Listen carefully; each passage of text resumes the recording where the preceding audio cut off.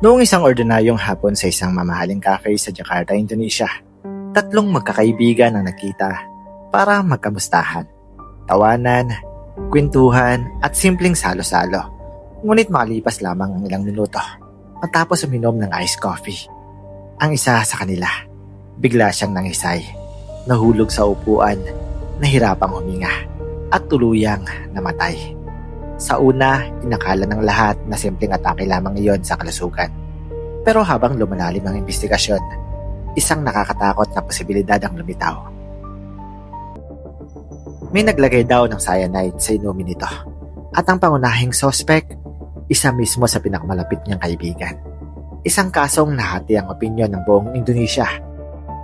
Isang misteryong hanggang ngayon ay pinagdedebatehan pa rin ng marami. Talaga bang siya ang pumatay? O may mas malalim pang katotohanan na hindi nakita ng publiko? Ito ang kwentong Cyanide Coffee Murder Case. At ito ang kaso ni Myrna Salihit. Magandang umaga sa inyong lahat. Ako si Nerd at ito ang True Crime Asia. May mga kaso na hindi nalulutas. May mga kwento na hindi dapat kalimutan. Ito ang krimen sa Asia, kung saan ang katotohanan ay kasing dilim ng gabi.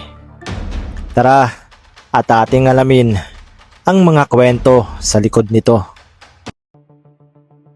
Si Wayan Myrna Salihin ay isang dalagang Indonesian na kilala bilang mabait, palakaibigan at masiyahin. Lumaki siya sa isang maayos at may kayang pamilya sa Indonesia. Mahal siya ng kanyang mga magulang at ayon sa mga nakakilala sa kanya, madali siyang lapitan at bihirang magkaroon ng kaaway. Nag-aral siya sa Australia at kung saan nakilala niyang ilan sa magiging malapit niyang kaibigan. Isa na rito si Jessica Wongso. Sa una, maayos ang kanilang pagkakaibigan. Pareho silang Indonesian student sa Australia. Madalas silang magkasama, nagkukwentuhan, nagkakape, at nagtutulungan bilang magkaibigan sa ibang bansa. Ngunit ayon sa ilang testimonya, may mga pagkakataong nagiging possessive at emosyonal umano si Jessica. May mga away rin daw silang hindi agad nalalaman ng iba. Subalit sa kabila noon, nanatili pa rin silang magkaibigan. Hanggang sa dumating ang araw na magbabago sa kanilang buhay habang buhay. January 6, 2016, isang araw na nagsimula ng normal. Nagplano sina Myrna at Jessica at isa pa nilang kaibigan na si Hani na magkita sa isang cafe sa Jakarta na tinatawag na Oliver Cafe. Isa itong sosyal at sikat na cafe sa Indonesia.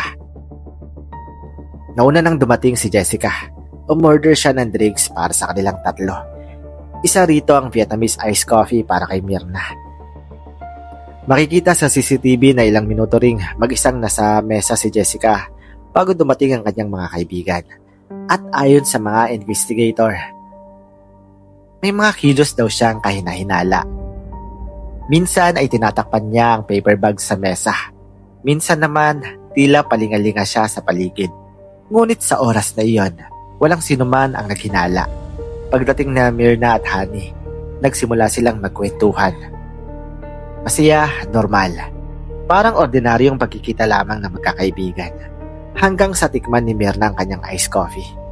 Ayon sa mga saksi, agad daw siyang napanghiwi. Sinabi niyang kakaiba raw ang lasa ng kape. Parang mapait, parang hindi tama. Ilang sandali lamang, bigla siyang nangisay. Namula ang muka, nahirapang huminga, at nawalan ng malay. Nataranta ang buong cafe, nagkagulo ang mga empleyado. Mabilis siyang sinugod sa ospital. Ngunit pagdating doon, dead on arrival na si Myrna.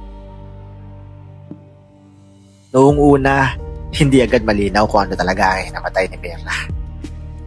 May ilan na nagsabing baka na stroke. May iba namang nagsabing posibleng allergic reaction. Pero nang suriin ng mga doktor ang katawan ni Myrna, may napansin silang kakaiba. May palatandaan umano ng poisoning. Doon nagsimulang mabuo ang posibilidad na nilason siya. Mas lalong lumakas ang hinala ng masuri ang kanyang ininom na Vietnamese iced coffee. Ayon sa forensic examination, natagpuan umano rito ang cyanide. Isang nakamamatay na chemical na kayang pumatay ng tao sa loob lamang ng ilang minuto. Depende sa dami nito. At dahil si Jessica ang murder ng kape, unti-unti siyang naging pangunahing suspect sa kaso. Isa sa pinakamahalagang ebidensya sa kaso ay ang CCTV footage mula sa cafe. Paulit-ulit itong ipinalabas sa telebisyon sa Indonesia at milyong-milyong tao ang tumutok sa bawat detalye. Makikita sa video na unang dumating si Jessica. May dala siyang paper bags. Minsan ay inilalagay niya ito sa ibabaw ng mesa. Minsan naman ay tila tinatakpan niya ang mga inumin. Para sa mga investigator, posibleng doon umano niya itinago ang paglalagay ng lason sa kape. Ngunit para sa kampo ni Jessica, hindi raw sapat ang CCTV para patunayang siya ang may sala. Wala raw aktwal na video na nagpapakitang naglagay siya ng cyanide. At dito nagsimulang mahati ang opinyon ng publiko. May mga naniniwalang malinaw na siya ang gumawa ng krimen. Pero marami rin ang nagsasabing kulang ang ebidensya laban sa kanya. Habang lumalalim ang investigasyon, sinubukang alamin ng pulisya kung ano ang posibleng motibo. Dito lumabas ang ilang impormasyon tungkol sa relasyon ni Jessica at Myrna. Ayon sa ilang testimonya, madalas daw na magbigay ng payo si Myrna kay Jessica tungkol sa kanyang mga relasyon at personal na buhay. May mga pagkakataon ding sinasabing nasasaktan si Jessica sa mga komento ni Myrna. May ilang ulat na nagsasabing pinayuhan umano ni Myrna si Jessica na hiwalayan ang kanyang boyfriend noon dahil sa toxic na relasyon nito. At dito raw nagsimulang magkaroon ng sama ng loob si Jessica. Ngunit hanggang ngayon, hindi pa rin kumbinsido ang marami kung sapat ba itong dahilan para gumawa ng pagpatay. Makalipas ang ilang linggo ng investigasyon, formal na inaresto si Jessica Wongso. Agad itong naging malaking balita sa Indonesia. Sinundan ng media ang bawat galaw niya, bawat pagpasok sa korte, bawat ekspresyon ng kanyang muka, bawat salita ng kanyang abogado. At habang tumatagal, mas lalong naging parang national obsession ng kaso. May mga taong naniniwalang malamig at walang emosyon si Jessica. May iba namang nagsasabing biktima lamang siya ng maling investigasyon. Sa social media, may init ang debate araw-araw. May mga nagsasabing guilty siya. May iba namang naninindigang inosente siya. Nang nagsimula ang paglilitis, lalong naging kontrobersyal ang kaso. Isa-isang ipinasinta ng prosekusyon ng kanilang ebidensya. Forensic experts, CCTV footage, mga testimonya ng witness, at pagsusuri sa cyanide. Ayon sa prosecution, sapat ang mga ebidensya upang mapatunayang planado ang pagpatay. Ipinunto nila na naunang dumating si Jessica. Siya ang umorder ng inumin. May kahinahinalang kilos sa CCTV at si Myrna lamang ang nakaranas ng poisoning. Ngunit matindi rin ang depensa ng kampo ni Jessica. Ayon sa kanilang abogado, walang direktang ebidensya. Walang video na nagpapakitang naglagay siya ng lason. Walang witness na nakakita sa aktwal na paglagay niya ng cyanide. Question rin nila ang forensic findings. May ilang eksperto raw na nagsasabing hindi sapat ang cyanide level na nakita upang maging sanhi ng kamatayan. At dito lalo pa naging hati ang publiko. Ang mga teorya ng mga tao. Habang tumatakbo ang kaso, maraming teorya ang lumabas. May ilan na nagsasabing malinaw naman na siya ang gumawa. Pero may iba namang naniniwalang ginawa siyang scapegoat. May conspiracy theories ding kumalat online. May ilang nagsasabing may ibang taong sangkot. May iba namang naniniwalang minanipula umano ang ebidensya. Dahil dito, hanggang ngayon ay marami pa ring Indonesian ang nagtatalo tungkol sa tunay na nangyari kay Myrna. Dumating ang araw ng desisyon ng korte. Tahimik ang buong courtroom. Nakatutok ang media cameras at milyon-milyong tao ang naghintay sa magiging hatol. Sa huli, pinatawan ng guilty verdict si Jessica Wongso para sa pagpatay kay Myrna sa lihim. At siya ay sinintensyahan ng 20 taong pagkakakulong. Nagulat ang ilan, nalungkot ang iba. Pero para sa pamilya ni Myrna, isa itong hakbang tungo sa hustisya. Gayunpaman, hindi natapos doon ang kontrobersiya. Dahil kahit matapos ang hatol, marami pa ring naniniwalang kulang ang ebidensya laban kay Jessica. Habang nakakulong si Jessica, patuloy pa rin pinag-uusapan ng kaso. Mga documentaries, mga interviews, mga analysis videos, at milyon-milyong views online. Lalo pang sumiklab muli ang interest ng publiko matapos lumabas ang documentary na Ice Cold Murder Coffee and Jessica Wongso. Sa dokumentary na ito, mas maraming taong muling nagtanong, tama nga ba talaga ang naging hatol? May ilang viewers na lalong naniwalang guilty siya.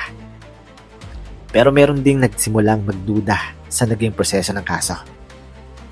Ang kaso ni Myrna ay naging isa sa pinakamalaking true crime cases sa Indonesia.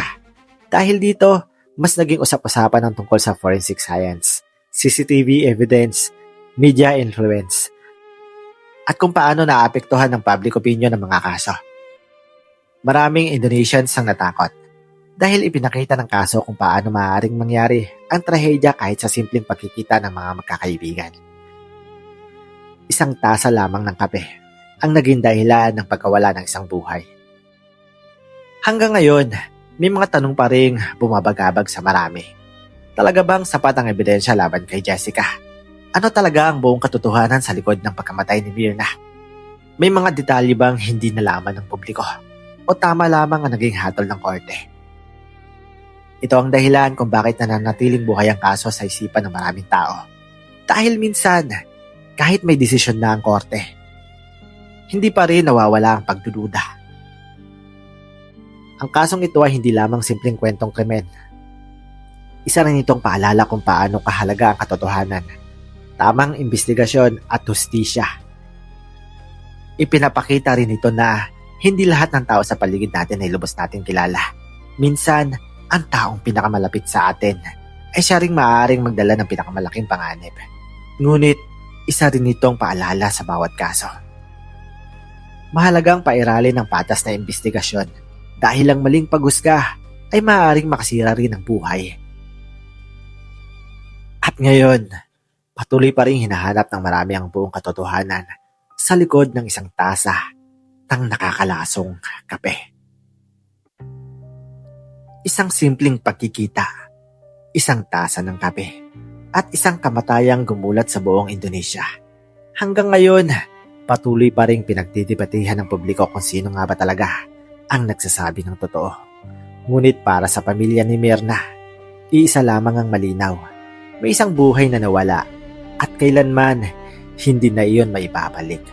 Ito ang kaso ng cyanide coffee murder, isang kwentong puno ng misteryo, pagkakaibigan, at kamatayang hanggang ngayon ay bumabalot pa rin sa isipan ng maraming tao.